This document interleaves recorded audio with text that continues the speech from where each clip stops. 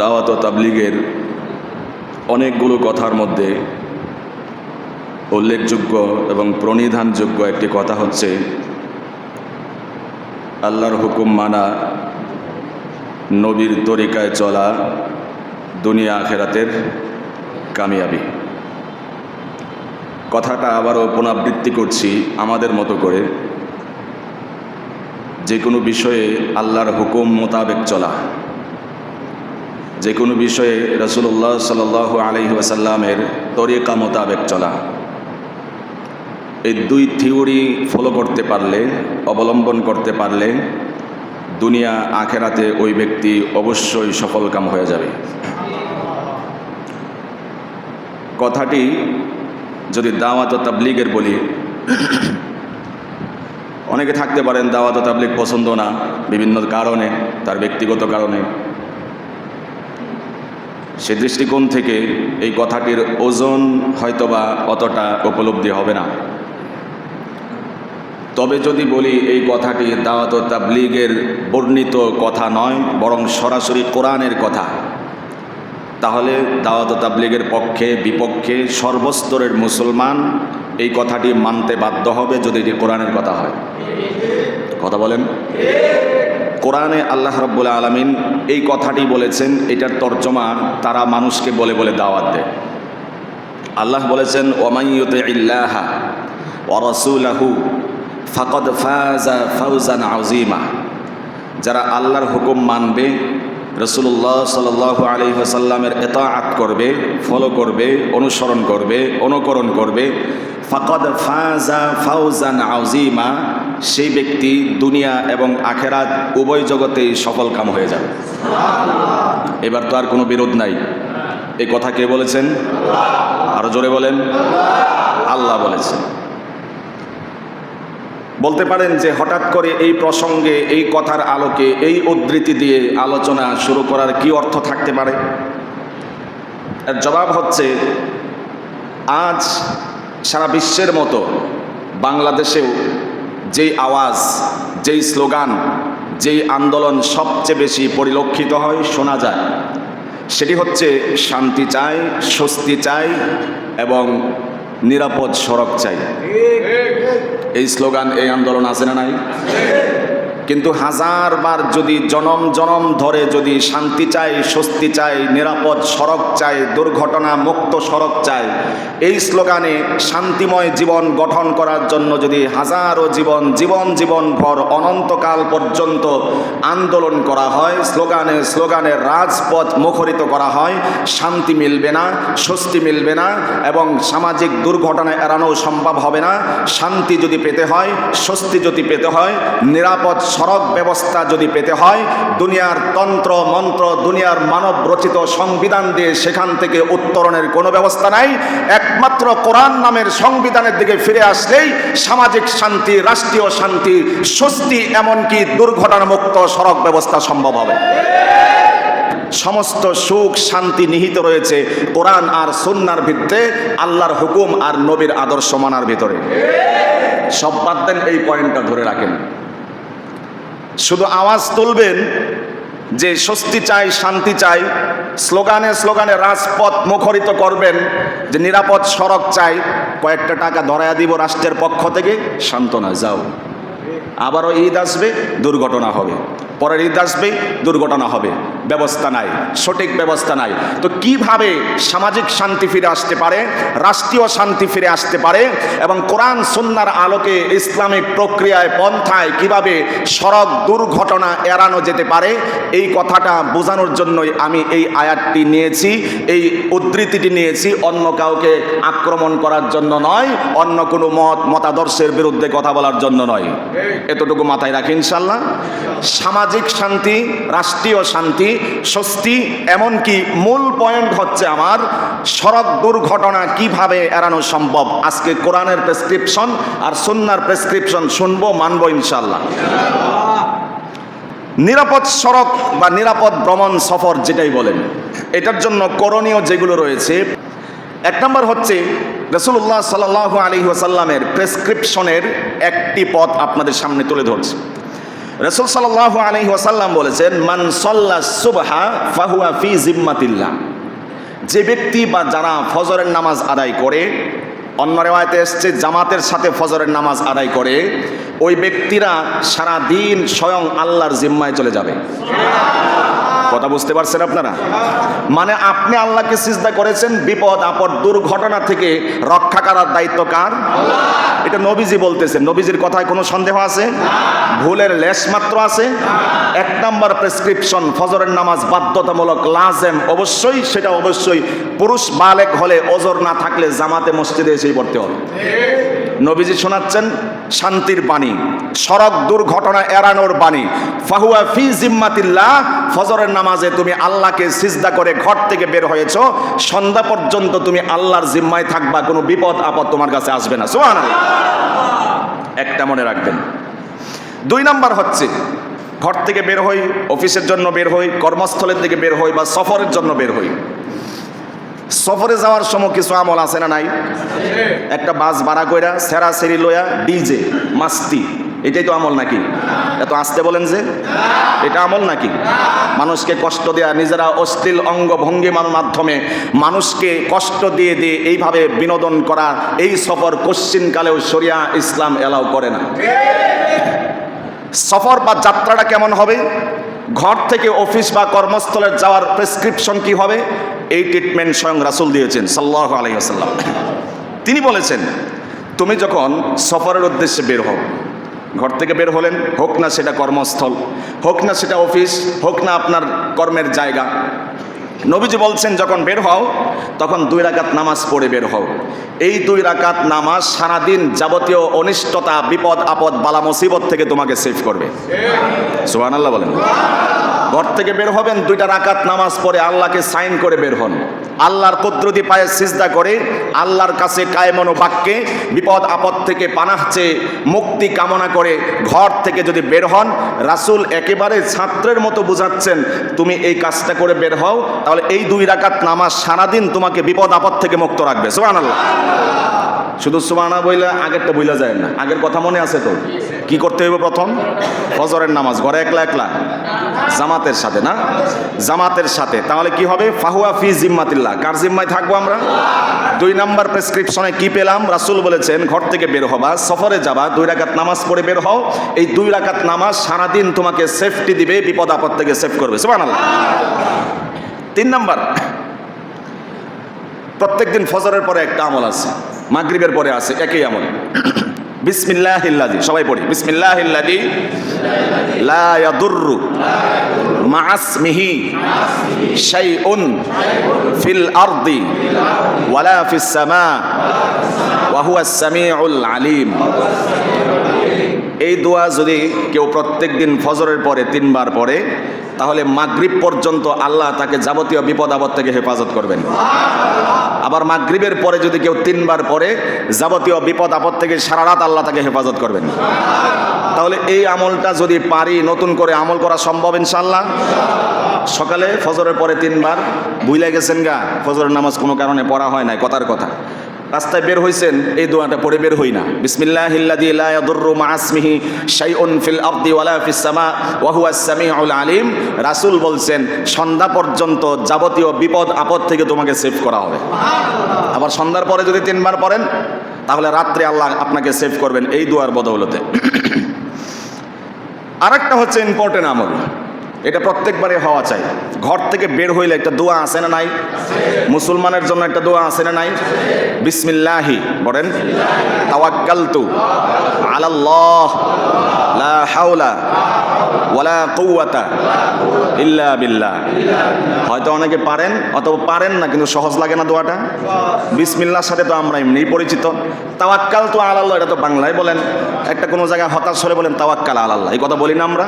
তো এটাও তো বাংলার মতোই, ধরেন না বাংলায় লা হাওলা ওয়ালা কুওয়াতা ইল্লা বিল্লাহ, এটাও পারেন আপনারা? বলার উদ্দেশ্য হচ্ছে অনেকে মনে করেন পারি না, কিন্তু সহজ সহজ লাগে, মুখস্থ করবো ইনশাআল্লাহ। এই দোয়াটা যদি ঘর থেকে পড়ে বের হন, হাদিসের ভাষ্য হচ্ছে একজন ফেরেশতা আল্লাহর পক্ষ থেকে ঘোষণা দিয়ে বলে, ও আল্লাহর বান্দা, ইয়া আব্দুল্লাহ, তুমি এমন এক দোয়া পড়ে ঘর থেকে বের হয়েছো, যাবতীয় বিপদ আপদ থেকে, শয়তানের কুমন্ত্রণা থেকে সেভ করার জন্য স্বয়ং আল্লাহ তোমার জিম্মাদার হয়ে গিয়েছেন। আল্লাহ তোমার যথেষ্ট হয়ে গিয়েছেন, এমন এক দোয়া পড়ে ঘর থেকে বের হয়েছো। এখন কইবেন, হুজুর এইটা দোয়া পড়লেও তো দেখছি মানুষ অ্যাক্সিডেন্ট হয়, এই দোয়া পড়লেও তো দেখছি মানুষ দুর্ঘটনার শিকার হয়।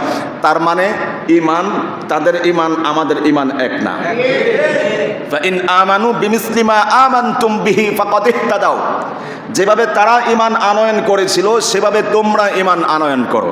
ওয়া ইযা কিলা লাহুম আমিনু কামা আমানান নাস, সাহাবীদের ইমানের মতো নিজের ইমানকে বানাও, তাহলে আজও যদি এই আমলগুলো আমরা করতে পারি, খোদার কসম করে বলতে পারি, আসমানি মদদ সাহাবীদের ঘরে, সাহাবীদের সঙ্গে যেভাবে সঙ্গী হয়েছিল, আপনার আমার তথা উম্মতি মুহাম্মাদেরও সঙ্গী হয়ে যাওয়া সম্ভব।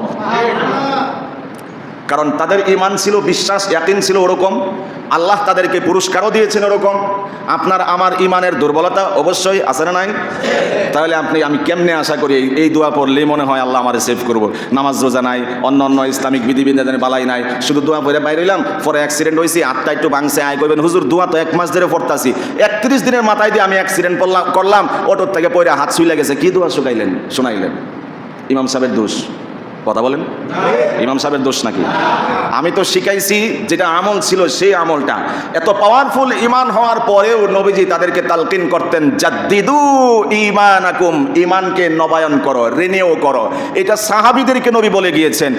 আমি কেমন ইমানওয়ালারে দাওয়াত দিলেও অনেকের প্রশ্ন উঠে যায়, আছে না নাই?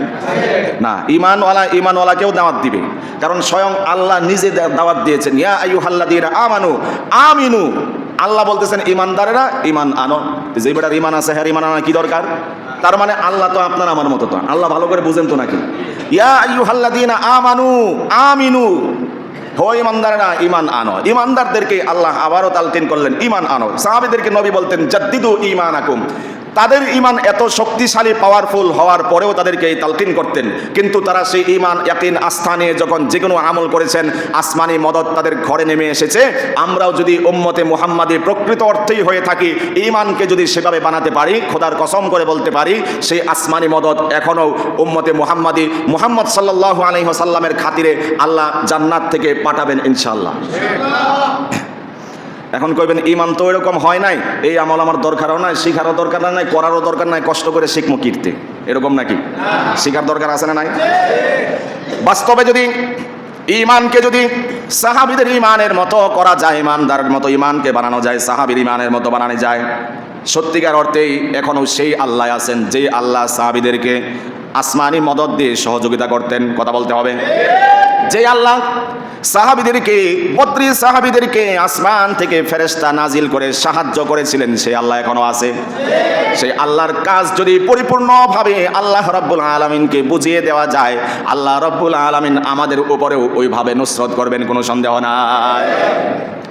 প্রখ্যাত সাহাবী আবু দারদার কথা বলছি। ঈমান কেমন ছিল? নবীর আমলের প্রতি বিশ্বাস আর ইয়াকিন কেমন ছিল? আবু দারদা রাদিয়াল্লাহু তাআলা আনহু যে জনবসতিতে বাড়ি করেছিলেন, ঘর নির্মাণ করেছিলেন, ওই অঞ্চলেই, ওই গ্রামেই, ওই মহল্লায় আগুন লেগেছে দুর্দান্ত গতিতে। লোকজন আবু দারদাকে খোঁজার জন্য চলে গেল। একজন এক দিকে যেতে যেতে একটি দল গিয়ে আবু দারদা রাদিয়াল্লাহু তাআলা আনহুকে মসজিদের মধ্যে আমলরত অবস্থায় পেয়েছেন। সুবহানাল্লাহ। আবু দারদা রাদিয়াল্লাহু তাআলা আনহুকে উদ্দেশ্য করে লোকেরা বলল, ও আবু দারদা, আমরা নিজে দেখে এসেছি তোমার বাড়িতে আগুন লেগেছে। আবু দারদা আল্লাহর কসম করে বললেন, আল্লাহর কসম খেয়ে বলছি, আমি আবু দারদার বাড়িতে আগুন লাগতে পারে না। চিল্লায় বলেন সুবহানাল্লাহ। লোকেরা এবার আর একটু জড়সড় হয়ে আওয়াজ বলিষ্ঠ করে বলল, ওহে আবু দারদা, আমরা সকলেই স্বচক্ষে দেখে এসেছি তোমার বাড়িতে আগুন লেগেছে। যেই বাড়িতে, যেই জনপদে তোমার ঘর, সেখানে আগুন লেগেছে। আবু দারদা আগের চেয়েও আরো বলিয়ান হয়ে, ঈমানী চেতনায় উজ্জীবিত হয়ে বলিষ্ঠ কণ্ঠে বললেন, আরো দৃঢ়তার সাথে বললেন, আল্লাহর কসম করে বলছি, আমি আবু দারদার বাড়িতে বিন্দু পরিমাণ আগুন লাগতে পারে না। সুবহানাল্লাহ বলেন। লোকজন চিন্তা করলো একে বুঝাইয়া পারা যাবে না, বরং আগুন নির্বাপনের কাজে চলে যায়। লোকেরা ওই অঞ্চলে চলে গেল, যেখানে আগুন লেগেছে সেই মহল্লায় চলে গেল। যাওয়ার পরে দেখতে পেল আশপাশের যতগুলো ঘর বাড়ি রয়েছে সবগুলো পুড়ে ছারখার হয়ে গিয়েছে, শুধুমাত্র আবু দারদার বাড়িটা অক্ষত রয়েছে। চিল্লায় বলেন সুবহানাল্লাহ। এবার লোকেরা চলে গেল, আবু দারদার কাছে রিটার্ন করলো আবার। আবু দারদা, সত্যিই তো অবাক হলাম, তুমি আস্থার সাথে দৃঢ়তার সাথে বলছিলে তোমার বাড়িতে আগুন লাগতে পারে না। আমরা সচক্ষে এবার গিয়ে দেখে এসলাম আশপাশের যত বাড়িঘর রয়েছে সবগুলো আগুনে পুড়ে ছারখার হয়ে গিয়েছে, তোমার বাড়িটা পড়ে নাই। সুবহানাল্লাহ। কোন চেতনা নিয়ে, কোন দৃঢ়তার বলে বলিয়ান হয়ে তুমি এই কথা বলছো আমাদেরকে বলো। প্রখ্যাত সাহাবী আবু দারদা রাদিয়াল্লাহু তাআলা আনহু এবার বললেন, আমাকে রাসূলুল্লাহ সাল্লাল্লাহু আলাইহি ওয়াসাল্লাম একটি দোয়া শিক্ষা দিয়েছেন আর বলেছেন এই দোয়া যদি তুমি পাঠ করতে পারো, আল্লাহর কসম করে বলি জীবনে কোনো বিপদ আপদ বালা মুসিবত তোমাকে আক্রমণ করতে পারবে না। সুবহানাল্লাহ। নবীজি বললেন এবং এই দোয়া শিক্ষা দিলেন যে এই দোয়াটা যদি তুমি পড়ো নিয়মিত কন্টিনিউ, তাহলে যাবতীয় বিপদ আপদ বালা মুসিবত থেকে আল্লাহ তোমাকে সেভ করবেন। সুবহানাল্লাহ। সাহাবী সেই দৃঢ়তার সাথেই বললেন, আমি তো সেই দোয়া শিখেছি, হাবিব যেই দোয়া শিক্ষা দিয়েছেন আমাকে প্রেসক্রিপশন করেছেন সেটা তো আমি কন্টিনিউ মানছি, অতএব সব বাড়ি পুড়ে ছারখার হতে পারে, আমি যেই দোয়া পড়ে ঘর থেকে বের হয়েছি আমি আবু দারদার বাড়ি পুড়তে পারে না। সুবহানাল্লাহ। সেই দোয়াটা পড়েছিলেন, বিশ্বাস রেখেছিলেন, যার কারণে সব বাড়ি পড়ছে, তার ঘরটা শুধু পড়ে নাই। কি কারণে? ওই যে নবীজি দোয়া শিক্ষা দিয়েছেন, আল্লাহুম্মা ইন্নী আউযু বিকা মিনাল হাম্মি ওয়াল হুজনি। অনেকেই জেনে থাকবেন এই দোয়াটা। শেষ পর্যন্ত এই দোয়াটা যদি কেউ করতে পারেন নিয়মিত, অথবা যদি শিখার আগ্রহ থাকে শিখে নেবেন, ডিজিটাল যুগ, শিখার অনেক মাধ্যম আছে, তবে অবশ্যই সেটা বিশুদ্ধভাবে সহিশুদ্ধভাবে এবং ঈমানকে পাকাপোক্ত করার জন্য শিখবেন। যে হাবিবের সাহাবী উনি এই দোয়া পড়ার কারণে যদি তার বাড়ি না পড়ে, আমি তো নবীর একজন নগণ্য উম্মত, নবীর খাতিরে তো আল্লাহ আমাকে এই দোয়া পড়ার কারণে রোড অ্যাক্সিডেন্ট থেকে, বিপদ আপদ বালা মুসিবত থেকে হেফাজত করতে পারেন। আল্লাহর সেই শক্তি আছে না নাই? নাকি সাহাবীদের আমলে ছিল, এখন নাই?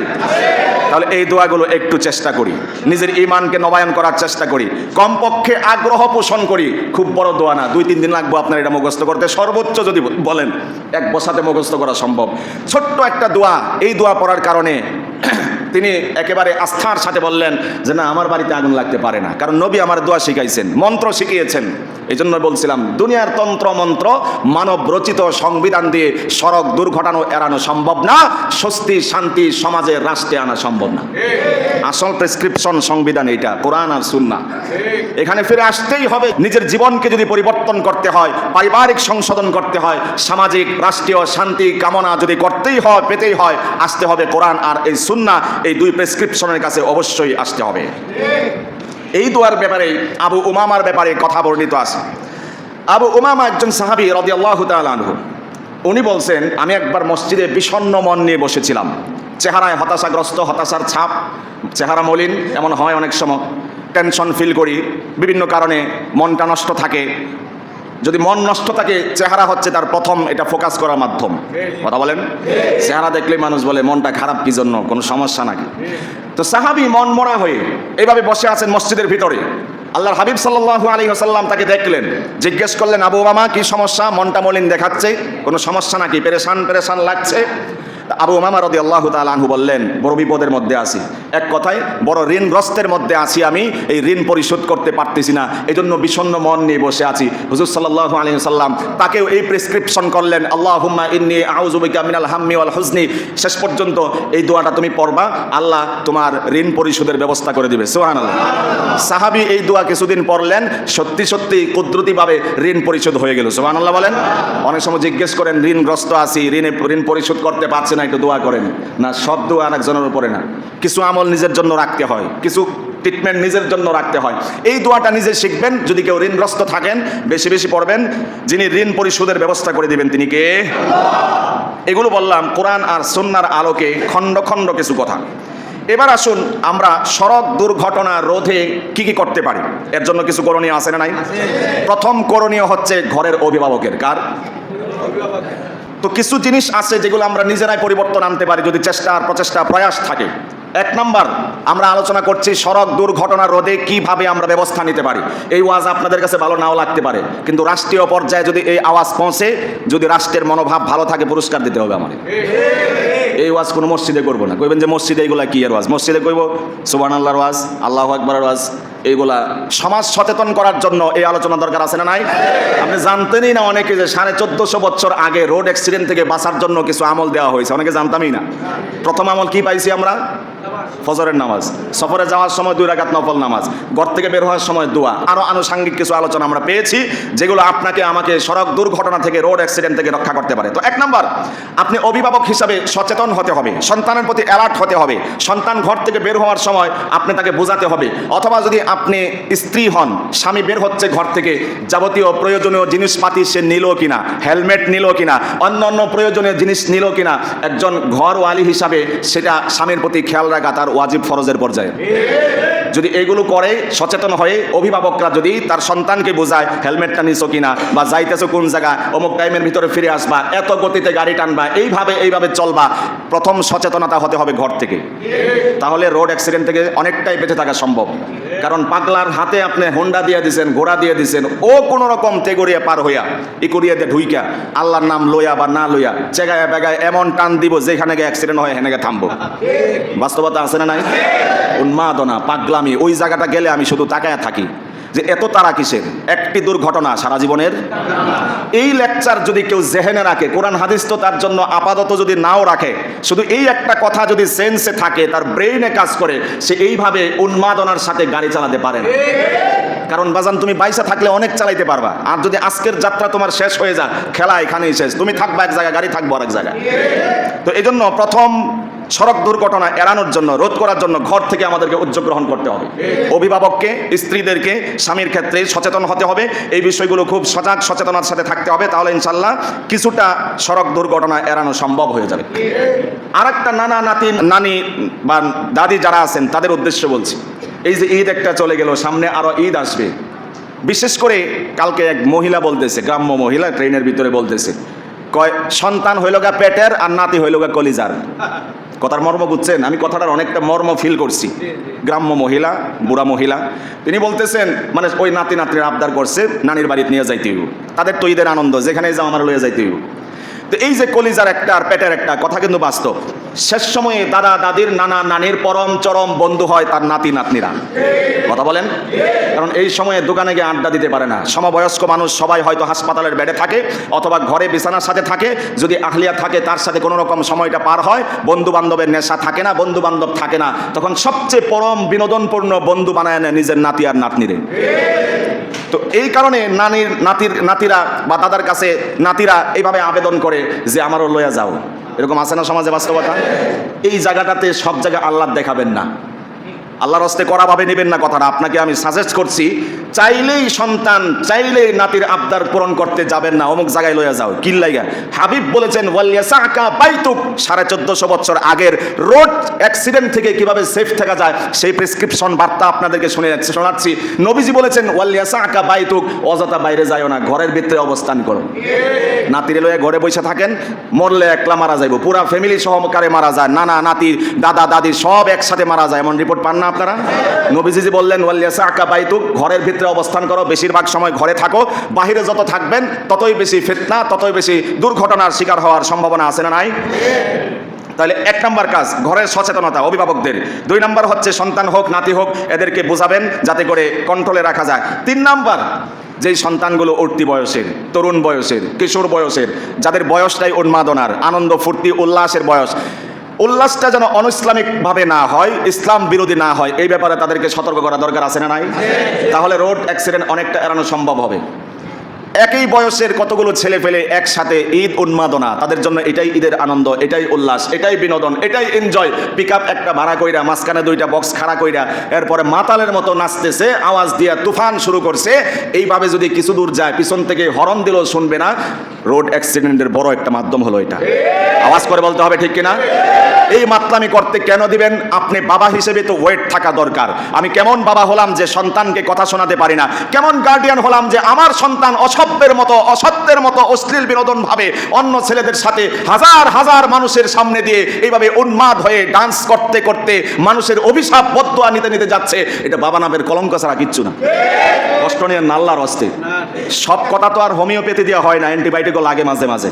কথা দেখবেন, চোখ কান বন্ধ করে দেখবেন, বালিশের সাথে মাথা রেখে বলবেন বলবেন যে কথা তো এটাই সত্য, আমার সেরা, আমার ঘরের, আমার ইজ্জত নষ্ট করে ডান্স করতে করতে নির্লজ্জের মতো হাজার মানুষের সামনে কোমর বেকায় বেকায় যায়। অনেক জায়গায় তো সেরা সেরি একসাথেও যায়।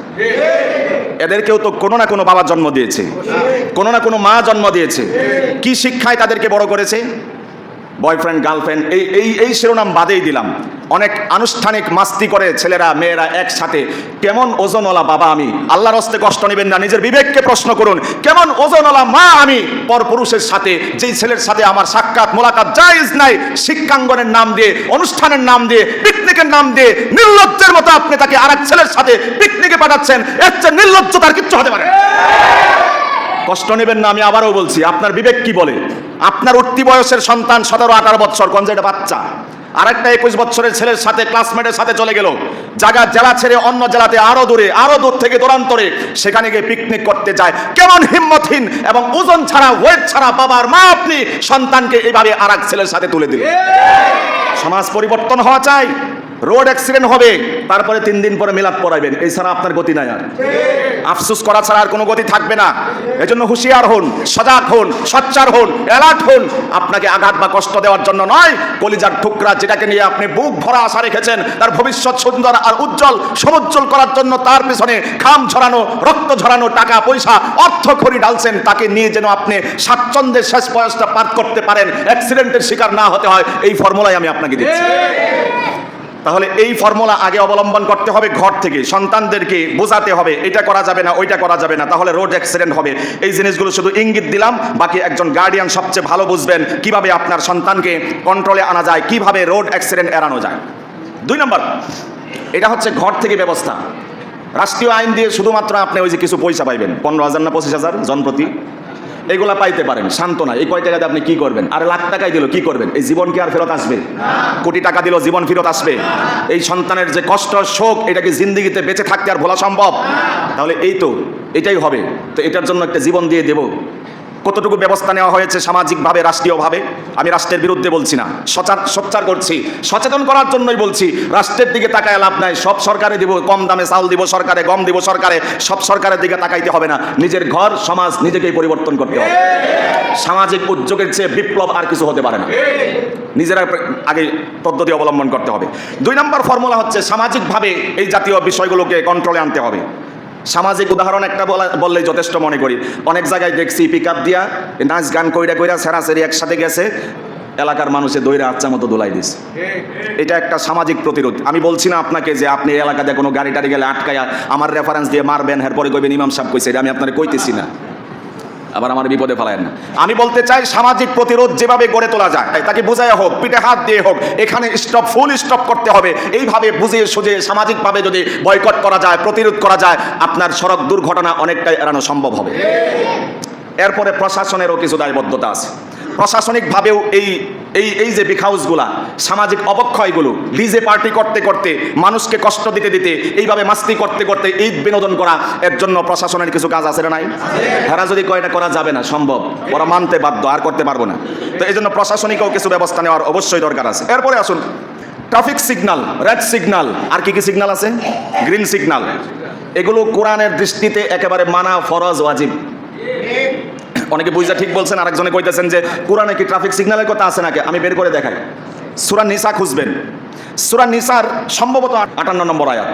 ইয়া আইয়ুহাল্লাযীনা আমানু আতিউল্লাহ ওয়া আতিউর রাসূল ওয়া উলিল আমরি মিনকুম। ও ঈমানদাররা, আল্লাহর হুকুম মানো, নবীর তরিকায় চলো। উলিল আমর কারা? 3 নম্বর আরেকজনকে মানতে বলা হয়েছে। উলিল আমরের বিভিন্ন ব্যাখ্যা আছে। এর মধ্যে আল্লামা তাকি উসমানী দামাত বারাকাতুহুল আলিয়া, উনার একটা ব্যাখ্যা থেকে আমি নিজে দেখে এসেছি। উনি উলিল আমর দ্বারা এটিও ব্যাখ্যা করেছেন, তাফসির করেছেন, উলিল আমর দ্বারা হচ্ছে একটি রাষ্ট্রের মুসলিম শাসক যিনি হবেন, তার যেগুলো শরীয় ভিত্তিক কাজ সেগুলোকে মানা ফরজ বা ওয়াজিব। উলিল আমরি মিনকুম, যদি এইখানে এইটা ধরি, রাষ্ট্রীয় যত বৈধ কাজ আছে সেগুলো মুসলমানদের জন্য মানা ফরজ, ওয়াজিব। এবার রাষ্ট্রীয় কাজের মধ্যে ট্রাফিক সিগন্যাল নাই, এবং সেটা সরকারের পক্ষ থেকে নির্ধারণ করা না। এবার যদি ট্রাফিক সিগন্যালকে আপনি ফলো করতে পারেন, বৃদ্ধাঙ্গুল না দেখান, তাহলে আপনার জীবনের জন্য নিরাপত্তা হবে। গ্রিন সিগন্যাল বা রেড সিগন্যাল যেগুলো আছে সেগুলোকে যদি আপনি ফলো করতে পারেন, হেলমেট আরও যাবতীয় যা যা আছে সব কিছুকে যদি ফলো করতে পারেন, তাহলে রোড অ্যাক্সিডেন্ট অনেকটাই কমে যাওয়ার সম্ভাবনা থাকবে ইনশাআল্লাহ। এরপরে আসুন, যারা গাড়ি চালায় তাদের কিছু দায়বদ্ধতা আছে। গাড়ি চালাতে হবে আল্লাহর ভাষায় ওয়ালা তামশি ফিল আরদি মারহা, অহংকারের সাথে দম্বের সাথে রাস্তায় চলাফেরা করো না। বাইকার যারা আছো, বিশেষ করে নবীন বাইকার যারা বিশেষ করে রাস্তায় উঠলে উন্মাদ হয়ে যায়, যারা বিশেষ করে 1450 বছরের কোরআন আল্লাহ তোমাকে নিজে সবক শোনাচ্ছেন, লা তামশি ফিল আরদি মারহা, অহংকারের সাথে দৌড়াদৌড়ি করে রাস্তাঘাটে চলাচলা করো না। প্রতিযোগিতা, কে কার আগে যেতে পারে। তুই তো বেটা একটা টিভিএস, তোরে পিছে ফেলাইলে আমার একটা ব্যাপার নাকি। আরেকজনকে ক্রস করে, আরেকজনকে ওভারটেক করে আল্লাহ বলেন লা তামশি ফিল আরদি মারহা, জমিনে এইভাবে চলাফেরা কইরো না। ইন্নাকা লান তাখরিকাল আরদ ওয়া লান তাবলুগাল জিবালা তুলা, আল্লাহর জমিনকে, পাহাড়কে তুমি যতই দম্বের সাথে চলাফেরা করো বিন্দু পরিমাণ বিদীর্ণ করতে পারবে না। চলতে হবে কিভাবে, চালাতে হবে কিভাবে, আল্লাহর থেকেই বলছি। ওয়াকসিদ ফি মাশিকা, মধ্যম পন্থায় চলো, মধ্যম পন্থায় চালাও। যদি এইভাবে চালানো যায়, অনেক জায়গায় দেখবেন রাস্তাঘাটে লেখা থাকে সর্বোচ্চ গতিসীমা কত, 60 80 এরকম লেখা থাকে। 120 লেখা থাকে নাকি? বাংলাদেশে এরকম লেখা থাকে না। সৌদিতে টানছে 120-এ টানে, আরো বেশিও টানতে পারে। তো বাংলাদেশে এই যে গতিগুলো সর্বোচ্চ গতিসীমা, আল্লাহ তো বললেন ওয়াকসিদ ফি মাশিকা, মধ্যম পন্থায় চলো। যেখানে 60 সেখানে 60-এই চালান, যেখানে 80 সেখানে 80-তে চালান। বাহাদুরি দেখাইতে গিয়া তাড়ানায় তাড়িত হয়ে তাড়াতাড়ি যেতে হবে আরো দ্রুততার সাথে, অথবা বাহাদুরি করে বন্ধু বান্ধব একসাথে হয়ে 100-র উপরে চালাতে চালাতে বিপদ খুব তাড়াতাড়ি ডেকে আনা সম্ভব। তো এই বিপদগুলো থেকে বাঁচার জন্য আল্লাহর হুকুম মানতে হবে। লা তামশি ফিল আরদি মারহা, অহংকারের সাথে চলাফেরা করবা না, চালাইবা না। ওয়াকসিদ ফি মাশিকা, একবারে বিনয়ের সাথে মধ্যম পন্থায় মধ্যম গতিতে চালাও, তাহলে রোড অ্যাক্সিডেন্ট থেকে অনেকটা নিরাপদ থাকা সম্ভব হবে। এগুলো সামাজিক কথা জানার দরকার। আপনি রাষ্ট্রীয় ব্যবস্থা দিয়ে আমার মনে হয় না রোড অ্যাক্সিডেন্ট বন্ধ করা সম্ভব।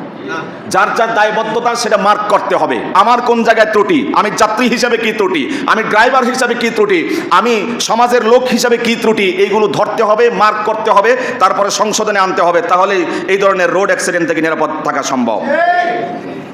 আর কিছু পাগল আছে কানে একটা হেডফোন ঢুকায় রাখে।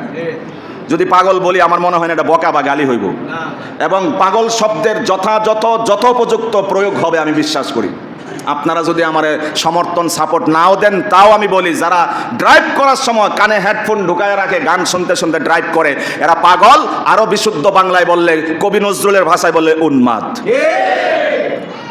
তাছাড়া কিছু না। বেটা তোর একটু এদিক সেদিক হইলেই তো বিপদ। সেই জায়গায় তুই কানের ভিতরে ঢুকাইছো, নাচতে নাচতে যাও, গান শুনতে শুনতে যাও। আজরাইল এই অবস্থায় আসলে, মালাকুল মাউত এই অবস্থায় আসলে তোমার আর কালেমা পড়ার সুযোগ থাকবো না। মেয়ে গুনাহ করতে করতে তোমার শেষ মৃত্যু, অপমৃত্যু হলো। এই জায়গার থেকে সেফ থাকা চাই। কানে হেডফোন লাগাইছো, পিছন দিয়ে হরন বাজায়, শোনো না, বেটায় লাগাই দিছে, পরে বেটার দোষ। তোমারই তো সচেতনতা ছিল না। এই জন্য এই ভুল যদি কারো থাকে সেখান থেকে রিটার্ন করতে হবে। আরেকটা কথা, অনেকে গল্প করতে করতে যায়, তো নিজেরাও করে, অথবা এই বাইকার ওই বাইকারের সাথে গল্প করতে করতে ওই ফুট যায়, এত ফুট যায়, তত ফুট যায়। তো এই যে যাওয়া আসাগুলো, এটাও নিষেধ। এটা আপনার রোড অ্যাক্সিডেন্টের জন্য বড় একটা ভয়ে হয়ে দাঁড়াতে পারে। আর এই প্রেসক্রিপশন আমি সেই 1450 বছর আগের থেকেই শোনাচ্ছি। উকবা ইবনে আমের যথাসম্ভব তিনি এসে বলছেন, মান্না যায় ইয়া রাসূলুল্লাহ, দুনিয়া আখিরাতে মুক্তি পেতে পারি কোন কাজ অবলম্বন করলে? তিনি প্রথম বললেন, আমসিক আলাইকা লিসানাক, জবান কন্ট্রোল করো। ওই সময় কথা বলতে হবে। ইমার্জেন্সি কল ছাড়া, ফোন ছাড়া, আমি বলি ওই সময় আপনারা কল রিসিভ করেন না। করলেও এক সাইডে দাঁড়িয়ে তারপরে কল রিসিভ করুন। রানিং অবস্থায় কেউ কলটা রিসিভ করবেন না। করতে গেলে আপনি মনোযোগ থাকবে অন্যদিকে, দুর্ঘটনা ঘটা একেবারেই সম্ভব এবং সহজ। তো এই কাজটা এড়াতে হবে। রাসূল বলেছেন, আমসিক আলাইকা লিসানাক, জবান কন্ট্রোল করো, সেভ করো, তাহলে ইনশাআল্লাহ এই ধরনের অ্যাক্সিডেন্ট থেকে আল্লাহ হেফাজত করবেন ইনশাআল্লাহ। এবার কয়েকটা পয়েন্ট করে আমি শেষ করছি।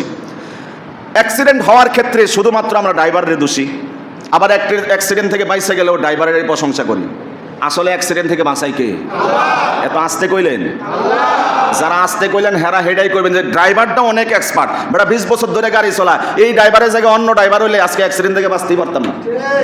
কে বাঁচায়? চিল্লায় বলেন না, কে বাঁচায়? তো আল্লাহ বাঁচাইছে, এই কৃতজ্ঞতাটা সবসময় ভিতরে রাখবেন। ড্রাইভারের বাপেরও ক্ষমতা নাই যদি আল্লাহ যদি লাগায় দেয়।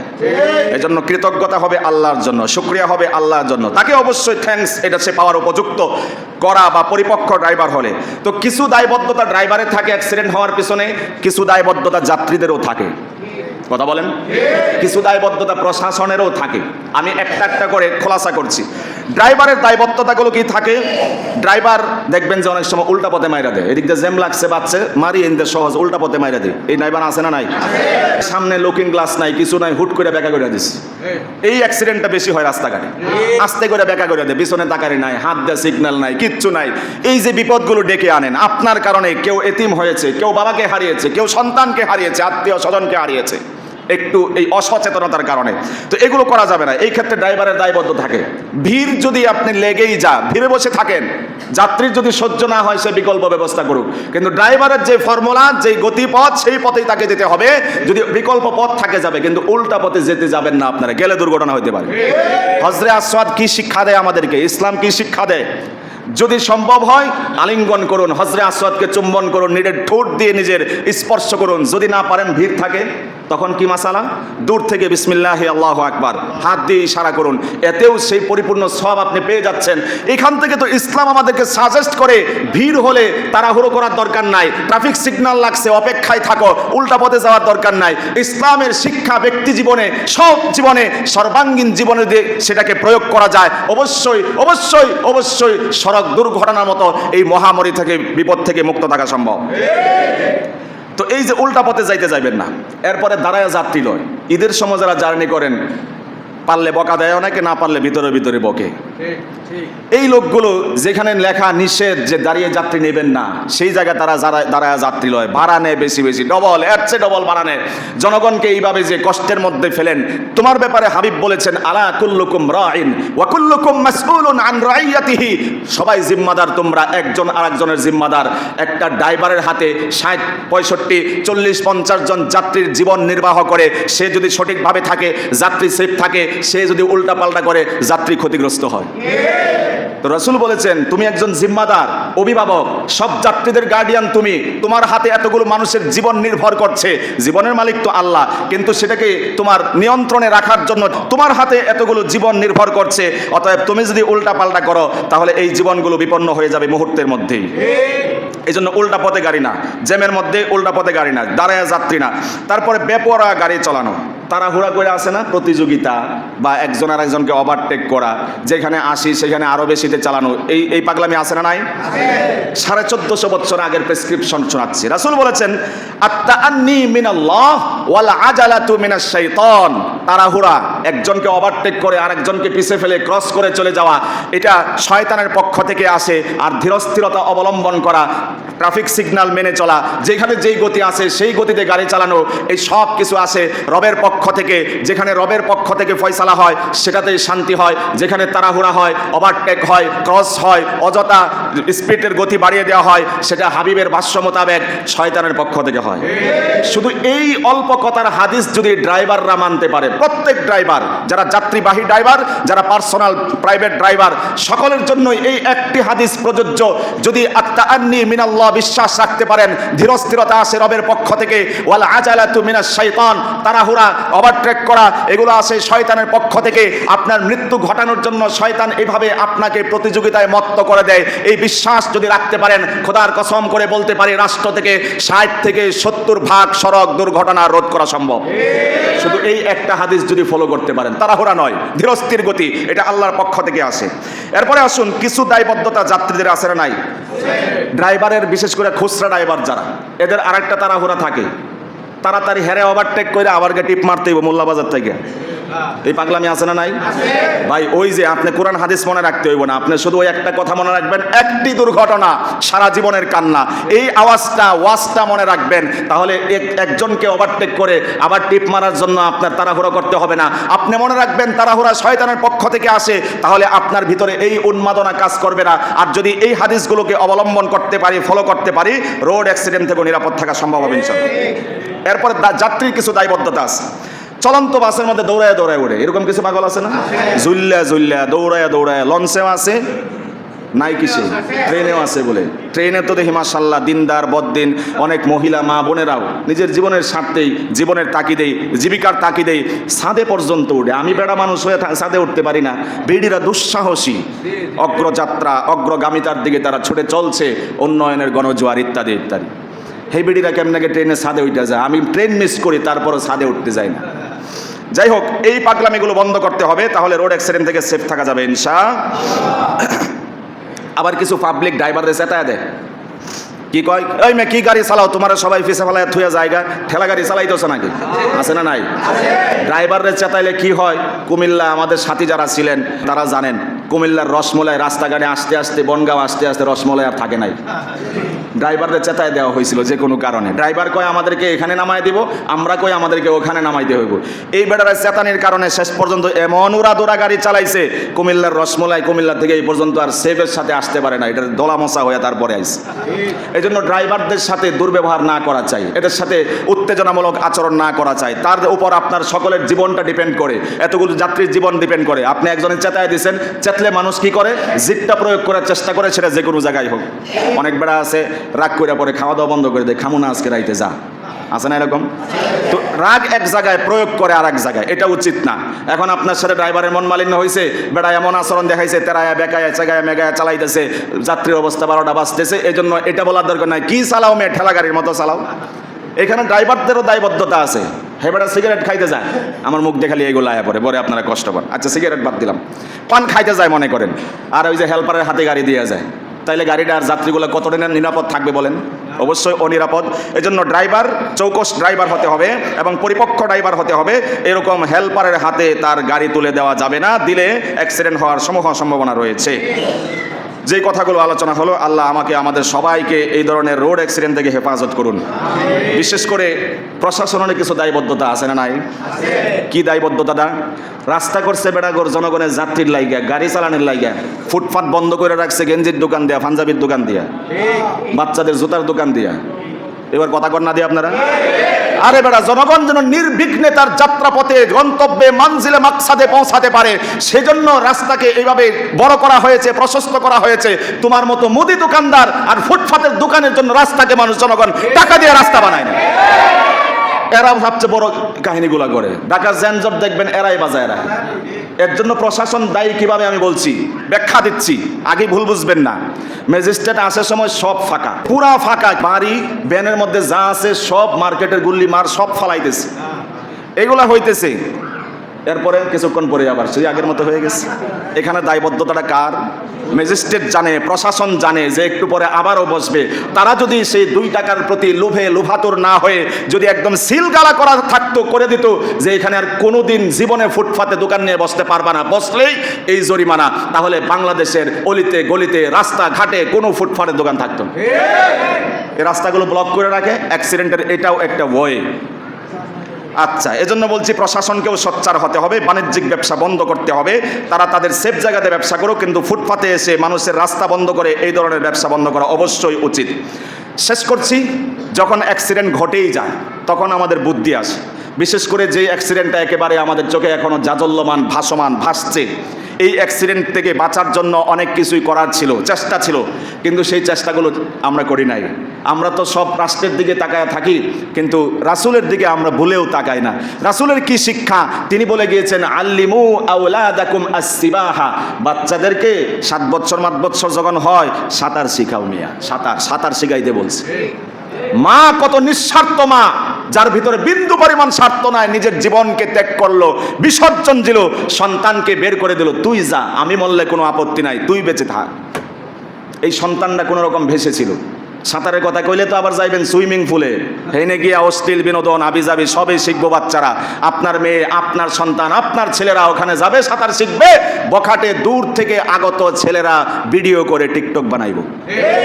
এই জন্য আমি বলি, গ্রামের বাড়িতে যান, বাবা হয়ে পানিতে নামেন, হাঁটু পানি থেকে হাত দিয়ে ধরেন, আমাদেরকে বাবারা, আপনাদেরকে বাবারা যেভাবে সাঁতার শিখাইতো ওইভাবে সাঁতার শিখান। অশ্লীলভাবে সাঁতার শেখানোর জন্য নবীজি বলে নাই, আমিও বলতেছিলাম। তো সাঁতার শেখানো দরকার ছিল। আর রেমায়া, তীর চালনা, এটাও শিখাইতে রাসূল বলেছেন। ওয়া রুকুব আল খাইল, ঘোড়া চালাইতে এটা রাসূল ফর্মুলা দিয়ে গেছেন এত বছর আগে। পাম্পে তেল নাই, লাইন তো ঠিকই আছে বাইকের, কথা বলেন, পাম্পে তেল নাই, বাইকের লাইন তো ঠিকই আছে। যদি ঘোড়া চালানো শিখতেন